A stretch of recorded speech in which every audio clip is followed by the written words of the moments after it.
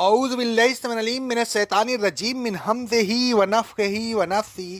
سورہ بقرہ کی آیت نمبر 271 میں اللہ رب العالمین کا ارشاد گرامی ہے، اے ایمان والو، اگر تم صدقات کو اعلانیہ طور پر دو تو وہ بھی اچھا ہے، اور اگر پوشیدہ طور پر فقراء کو دو تو یہ بھی تمہارے لیے زیادہ اچھا ہے۔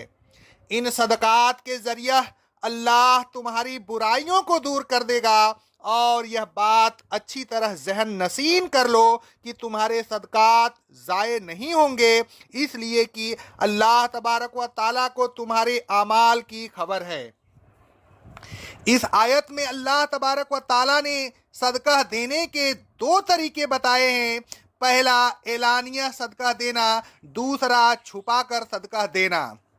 ان دونوں کو اللہ تبارک و تعالیٰ نے اچھا بتایا، اگرچہ چھپا کر دینے کو بہتر بتایا۔ اللہ تبارک و تعالیٰ نے اعلانیہ اور خفیہ خرچ کرنے کا ذکر قرآن مجید میں کئی جگہ کیا ہے۔ مثلا اللہ تبارک و تعالیٰ فرماتا ہے سورہ فاطر کی آیت نمبر 29 میں، بے شک جو لوگ اللہ کی کتاب کی تلاوت کرتے رہتے ہیں، نماز قائم کرتے ہیں اور پوشیدہ اور اعلانیہ خرچ کرتے رہتے ہیں، وہ ایسی تجارت کے امیدوار ہیں جو کبھی ضائع نہیں ہوگی۔ اگرچہ اعلانیہ خرچ کرنا بھی اچھا اور باعث اجر ہے، بشرطے کی ریاکاری کی نیت نہ ہو، لیکن پوشیدہ طور پر خرچ کرنا بہتر ہے۔ آیت زیر تفسیر میں اللہ تبارک و تعالیٰ نے فَهُوَ خَيْرٌ لَكُمْ کہہ کر اسی طرف اشارہ فرمایا ہے۔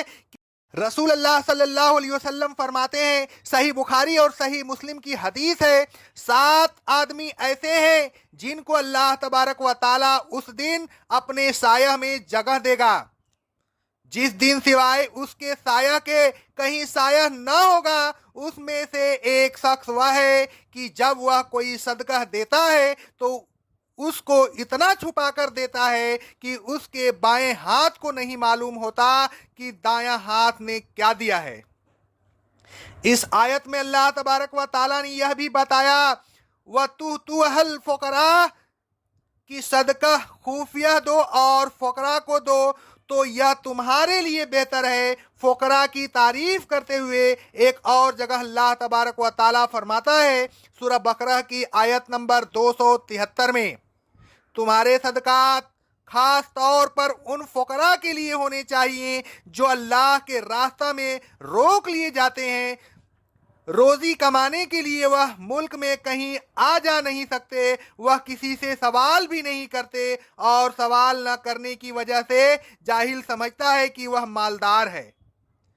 اللہ تبارک و تعالیٰ کے راستہ میں روکے جانے والے عموماً 2 ہی قسم کے لوگ ہوتے ہیں، مجاہد اور طلبہ۔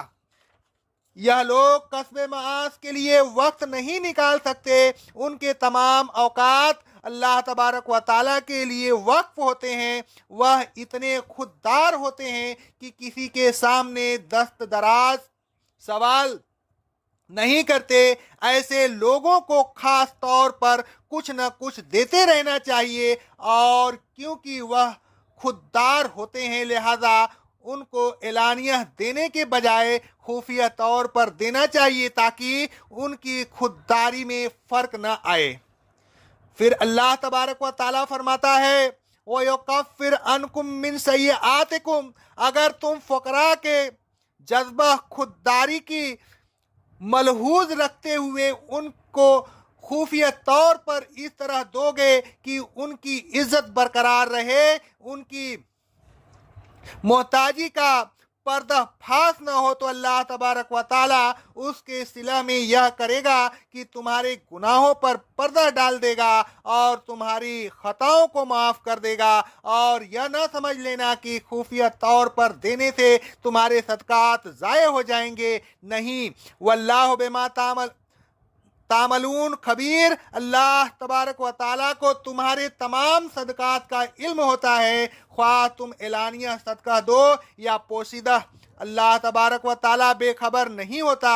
اے لوگوں، اعلانیہ بھی صدقہ دیتے رہیے اور پوشیدہ طور پر بھی صدقہ دیتے رہیے۔ البتہ پوشیدہ صدقہ دینا بہتر ہے، اس لیے کہ اس میں ریاکاری کا کوئی شائبہ نہیں ہوتا اور لینے والے کا جذبہ خودداری مجروح نہیں ہوتا۔ اعلانیہ صدقہ اس لیے اچھا ہے کہ اس سے دوسروں کو ترغیب ہوتی ہے۔ ان فقراء کو جو اپنی خودداری کی وجہ سے اپنی محتاجی کو کسی پر ظاہر نہیں کرتے، خفیہ طور پر ہی دیجیے۔ آپ ان کی محتاجی پر پردہ ڈالیے، اللہ تبارک و تعالیٰ آپ کے گناہوں پر پردہ ڈال دے گا اور آپ کو رسوا نہیں کرے گا۔ اقول قولی ھذا، استغفر اللہ، استغفر اللہ، استغفر اللہ۔